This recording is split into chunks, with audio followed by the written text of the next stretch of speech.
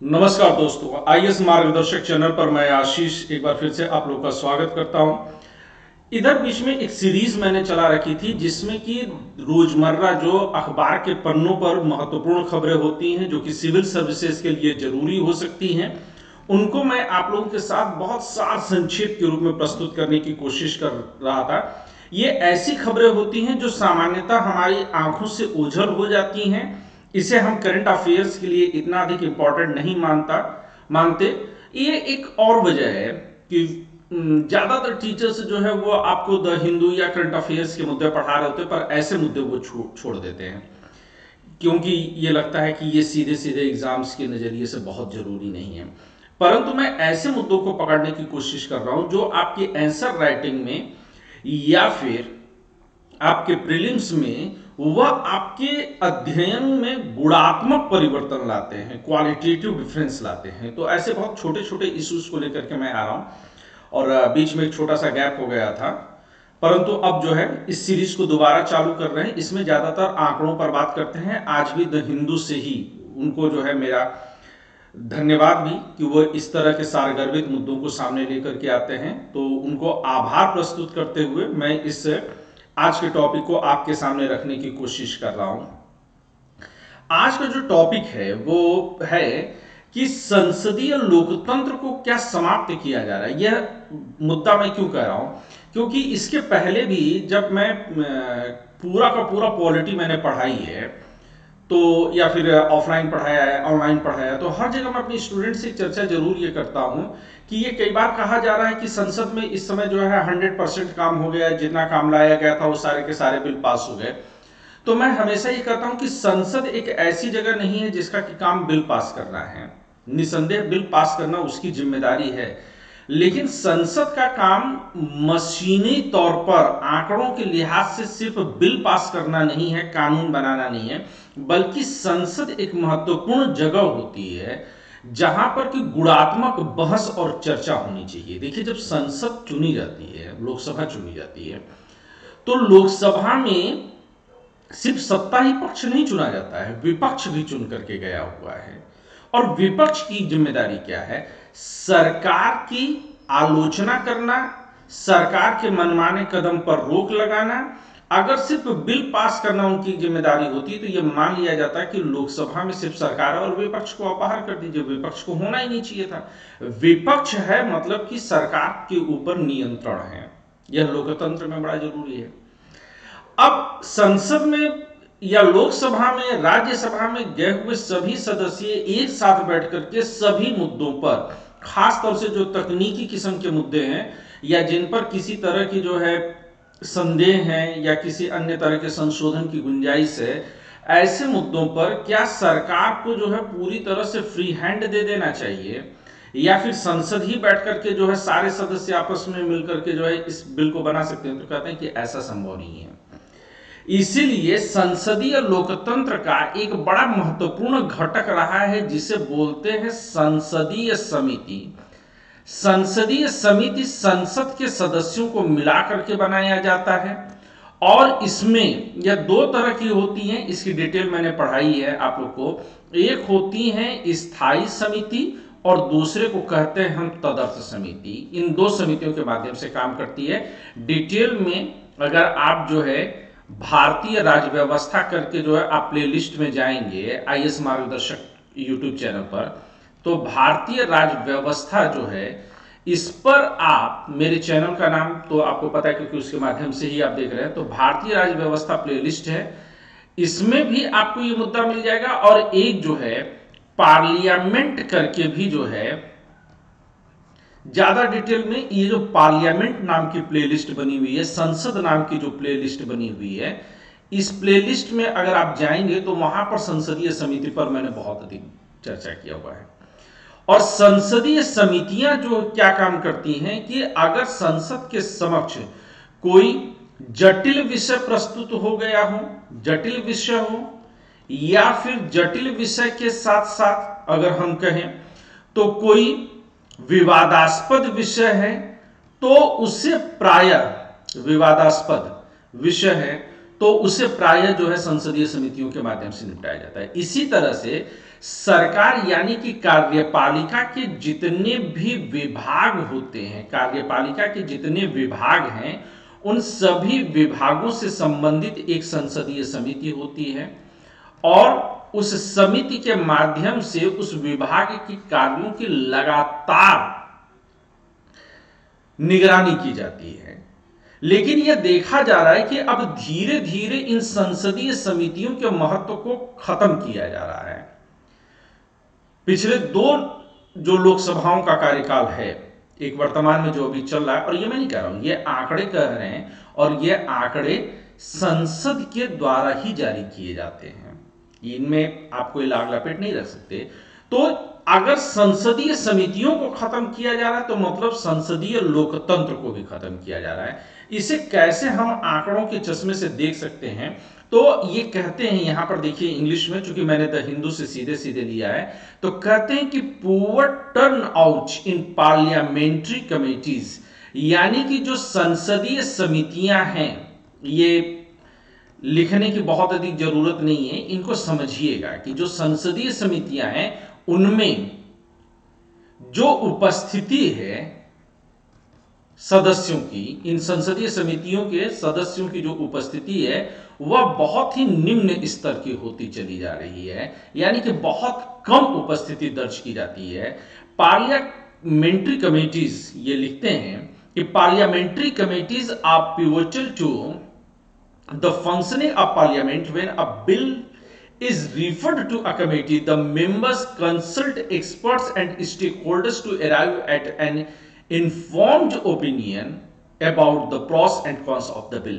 ये कहते हैं कि जब भी किसी बिल को हम किसी संसदीय समिति के सामने भेजते हैं तो संसदीय समिति के जो सदस्य होते हैं वह उस बिल से जुड़े हुए जो विशेषज्ञ हैं, एक्सपर्ट्स हैं, जो उसके जो स्टेक होल्डर्स हैं, उनकी ये जो है राय लेते हैं, उसको अच्छी तरह से समझते हैं और ये समझते हैं कि उसके क्या प्रॉस एंड कॉन्स हैं।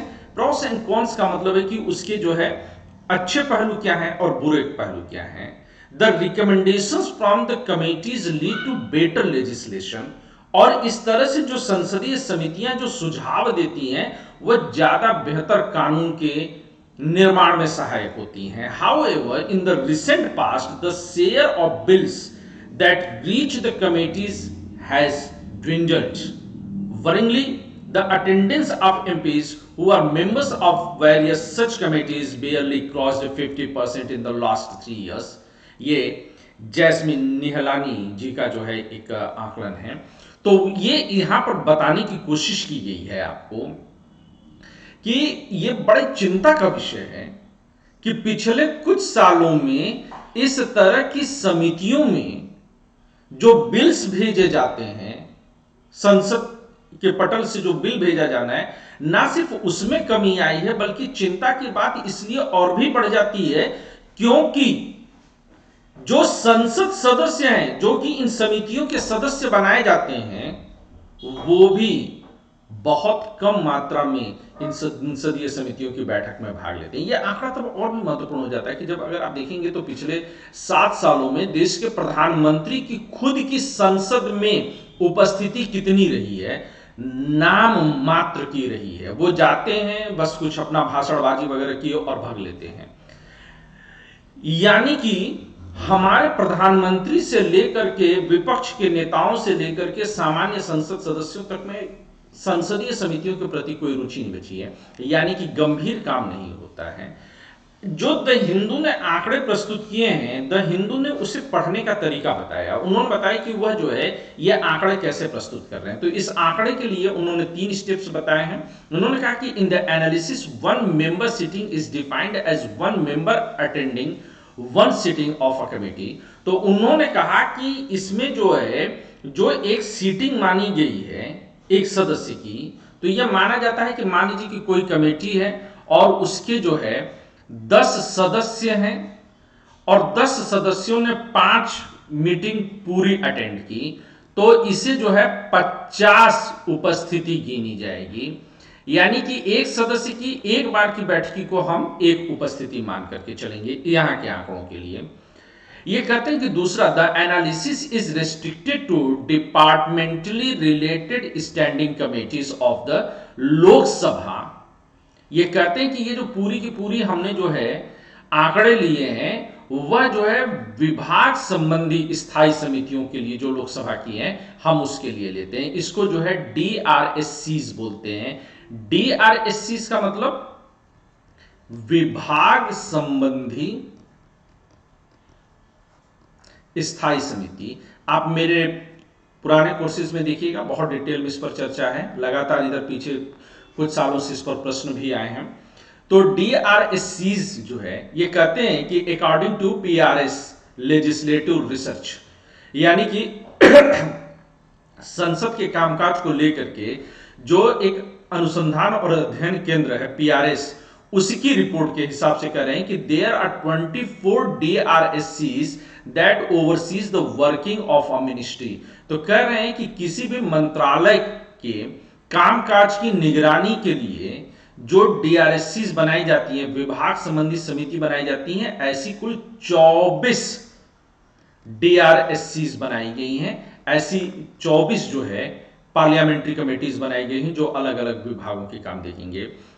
ईच DRSC, ये जो एक एक DRSC विभाग संबंधी समिति है, यह विभाग संबंधी समिति जो है ये DRSC जो है इसके सदस्य लोकसभा से भी लिए जाते हैं, राज्यसभा से। प्रत्येक में 31 सदस्य होते हैं, प्रत्येक में 31 सदस्य होते हैं। मैं यहां पर जो है अलग से लिख देता हूं कि ये जो DRSC बनाए जाते हैं, विभाग संबंधी समितियां जो बनाई जाती हैं, इसमें लोकसभा से भी सदस्य लिए जाते हैं और राज्यसभा से भी लिए जाते हैं। इनमें कुल कितने सदस्य होते हैं? तो कहते हैं कि 31 सदस्य हैं, जिनमें से कि ये कहते हैं कि आपके यहां पर देखिए मेंशन किया हुआ है कि 21 लोकसभा से और 10 राज्यसभा से होते हैं। तो 21 लोकसभा से और 10 राज्यसभा से सदस्य लिए जाते हैं प्रत्येक पार्लियामेंट्री कमेटी में, ये आंकड़ा है। और कहते हैं कि these DRSCs are constituted for a period of 1 year।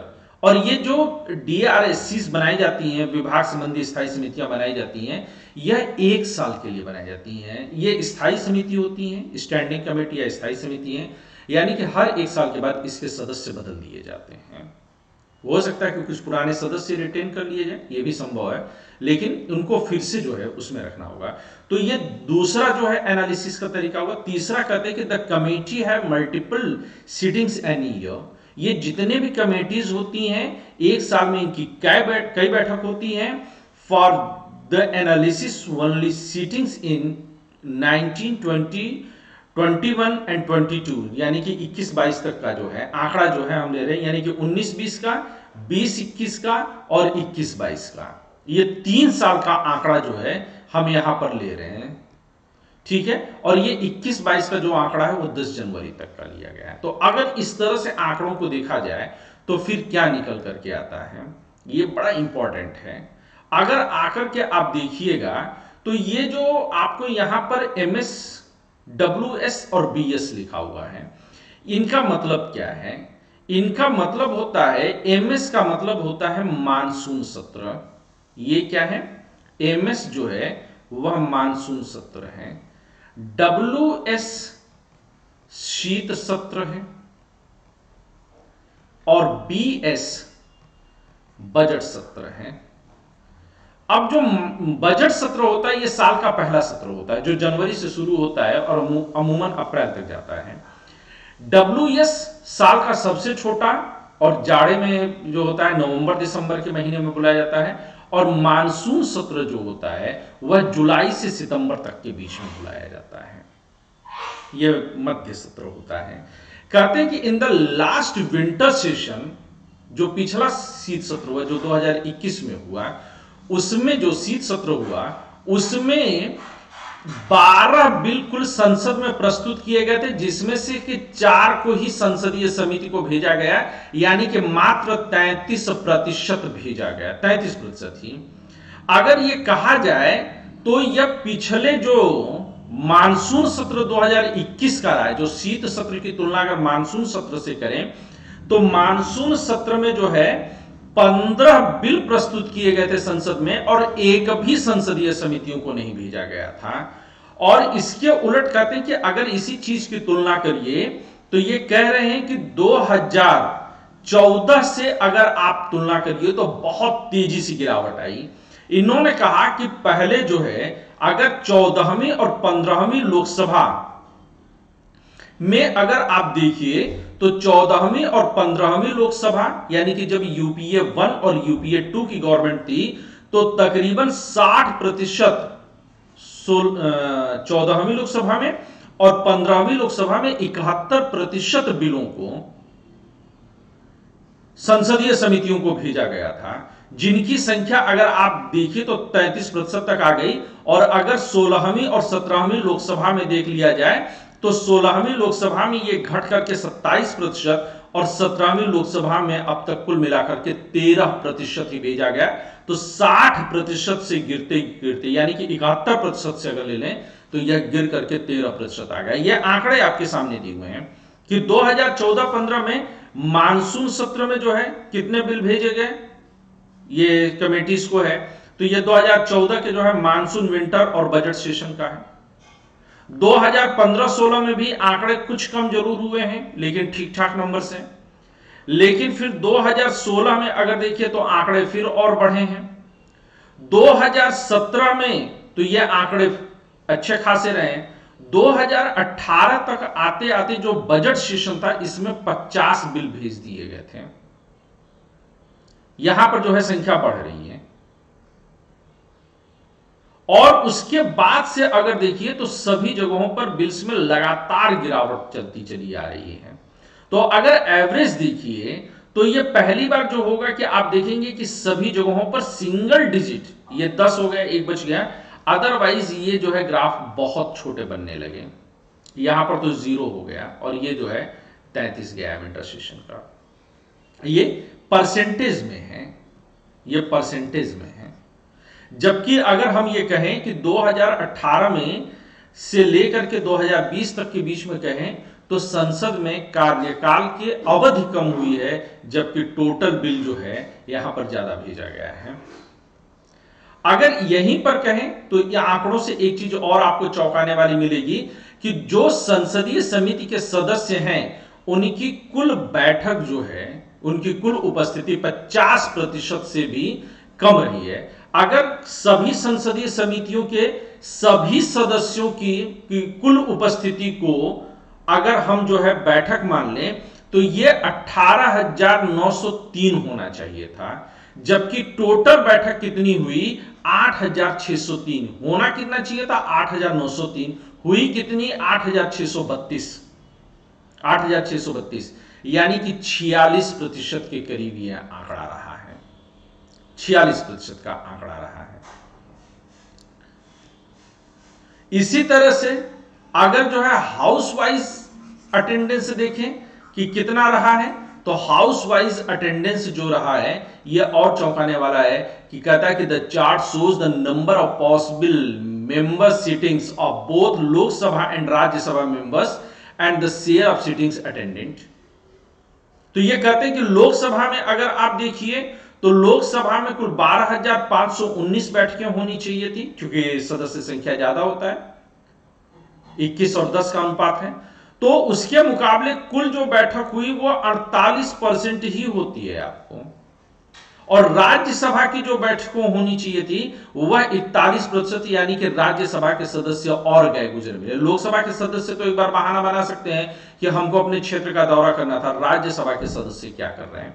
तो यह जरूर कहा जाएगा कि हमारे जो सांसद हैं वह कहीं पर भी अपनी जो है भूमिकाओं का सही ढंग से निर्वाह नहीं कर रहे हैं। ये इनके ऊपर एक आरोप जरूर लगाया जाएगा कि इतनी मोटी मोटी सैलरी ले रहे हैं, राष्ट्रवाद की बात करते हैं, फलाना करते हैं, डिमाका करते हैं, अम्बेडकर की भी जयंती मना देंगे, वो संविधान दिवस भी मनाएंगे, वो अमृत महोत्सव भी, अमृत महोत्सव होना चाहिए, अमृत महोत्सव लोग बोलते हैं, तो अमृत महोत्सव भी मनाएंगे। जिन लोग की हिंदी खराब होती है वो लोग अमृत बोलते हैं, मराठी गुजराती लोग। हालांकि गलत है, नहीं बोलना चाहिए, हिंदी को हिंदी में ही बोलिए आप, तो अमृत होना चाहिए, तो वो अमृत बोलते हैं। तो सब मना लिया आपने, लेकिन जब कामकाज की बात आई तो केवल हल्ला गुल्ला यही सब आपके पास रह गया। संसद जो है केवल टीवी डिबेट जैसी खोद करके रह गई है। ये कहते हैं कि कमेटी वाइज अटेंडेंस को अगर आप देखना चाहिए तो वो भी दिखाते हैं।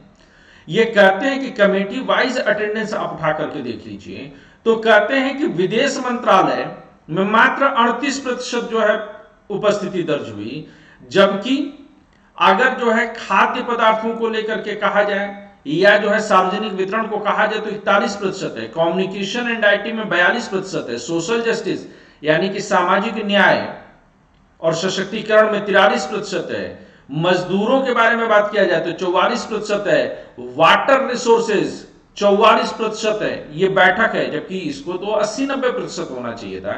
यहां तक कि 2 साल पहले जब राज्यसभा में वाटर क्राइसिस पर चर्चा हो रही थी, भूजल संरक्षण पर जो चर्चा होनी थी, जल की कमी पर चर्चा हो रही थी, तो 3 बार जो है बैठक को इसलिए जो है निलंबित करना पड़ा क्योंकि हमारे जो है सांसद ही नहीं पहुंच रहे थे और कोरम पूरा नहीं हो रहा था। केमिकल्स एंड फर्टिलाइजर्स पर 46%, ऊर्जा पर 46%, कृषि पर जिस पर इतना हो हल्ला मचाया मात्र 46%, ग्रामीण विकास पर 48%, जो है नगरीय मामलों में 48%, रेलवे में 50%, वित्त में 50%, कोल एंड माइंस में 51%, डिफेंस में 52% और पेट्रोलियम एंड नेचुरल गैस में 52%। सोचिए ये देश के जो है नेताओं की हालत है, और इसमें सत्ता पक्ष और विपक्ष समान रूप से पापी है। इसमें दोष मैं तो प्रधानमंत्री का भी देता हूं कि उनका ही इंटरेस्ट संसद में नहीं है, उनको सिर्फ चुनाव में इंटरेस्ट है। तो आज की जो पूरी की पूरी राजनीति वो मात्र चुनाव में बिजी है। तो आप लोग इन आंकड़ों को देखिएगा, इसको आप लोग एंजॉय करिएगा। कल फिर कुछ अच्छे डेटा के साथ मैं आप लोग के साथ हाजिर रहूंगा, फिर चर्चा होगी। तब तक के लिए खुश रहिए, मस्त रहिए, आबाद रहिए, जिंदाबाद रहिए।